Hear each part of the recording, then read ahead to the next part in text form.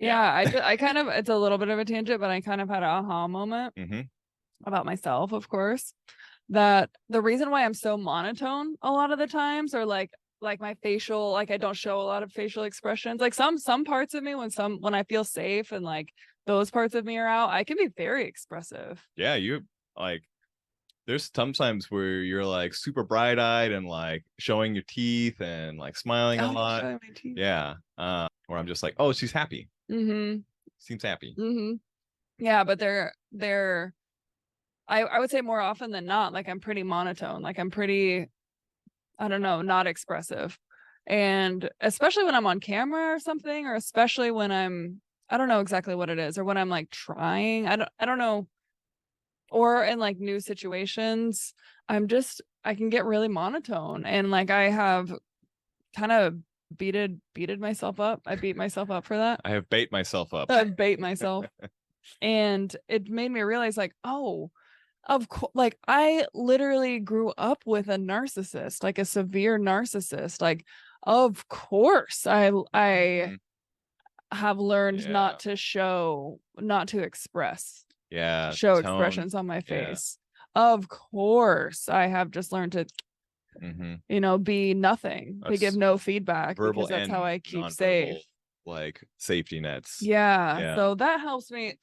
Here's the thing, people, whatever you're like shaming yourself about or beating yourself up on, when you put it in the right context of your story and what your parts have had to go through and how they've had to keep you safe, like shame just doesn't make sense anymore. So like if you're still feeling shame about something, or you're beating yourself up for something, I would consider like putting it in proper context in terms of the whole story of who you are. Because like once you do, it just makes so much sense. And actually you can go to those parts and be like, thank you for protecting me all that time. Like, first of all, thank you. Second of all, do you like your job? And third of all, like, what do you need to feel safe to get some more flexibility with your job? Like how could we, not stay stuck in this one pattern anymore? And how can we give ourselves some more flexibility? Oh, my parts. Great job, parts. Yeah. Well, and then the other thing, the last thing that I wanted to say is like looking at for body image stuff, or body non-verbal communication, body language. That's what I was gonna say. Body language stuff.